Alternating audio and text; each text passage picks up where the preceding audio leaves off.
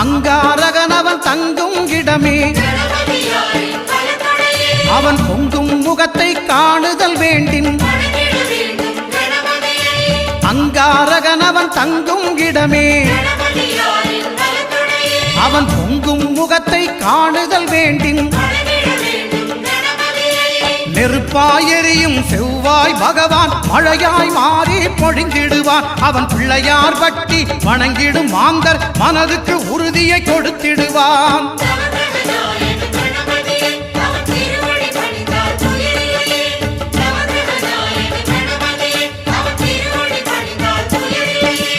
ஒன்பது கோளும் ஒன்றாய் காண